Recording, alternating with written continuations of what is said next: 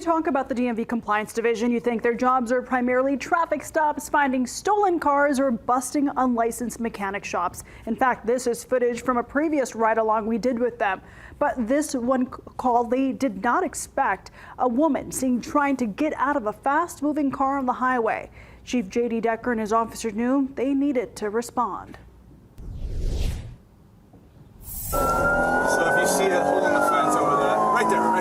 The witness was saying that the rear door kept opening and it appeared that a female was trying to escape from the vehicle at 100 miles an hour. 100 miles per hour on the 95. Chief J.D. Decker and patrol investigator Mike Giddens knew this wasn't a call they could ignore. By the time we caught him, he had turned south towards Searchlight and was out into the desert. It was a lone vehicle parked way out there with nobody around. Okay, let me see your hands.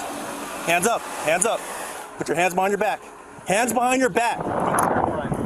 While Giddens was cuffing the suspect, Chief Decker carefully opens the back door. You can see me like kind of keep my gun on him, but I really don't know if there's a threat inside. Anyway, I open the door and I see that it's a female with a look I've never seen before on anybody's face. It was the face of a 17-year-old girl, beaten and bruised. She was dead and she knew it, and she was done trying.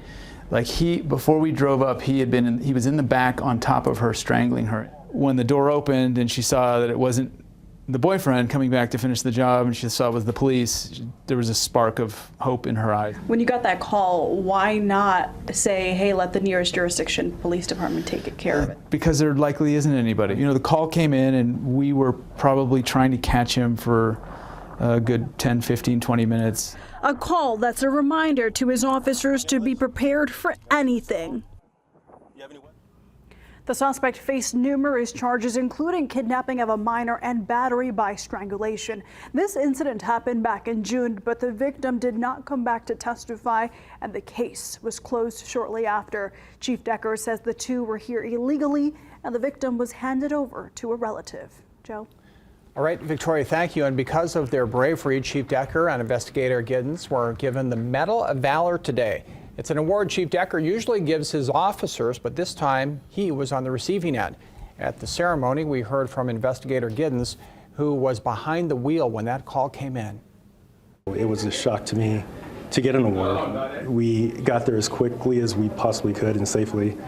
At one point, we almost turned around and we gave it one more shot, and we were able to see a vehicle out in the desert. As for the witness, who was a retired police officer and first called it in, Chief Decker calls him the hero.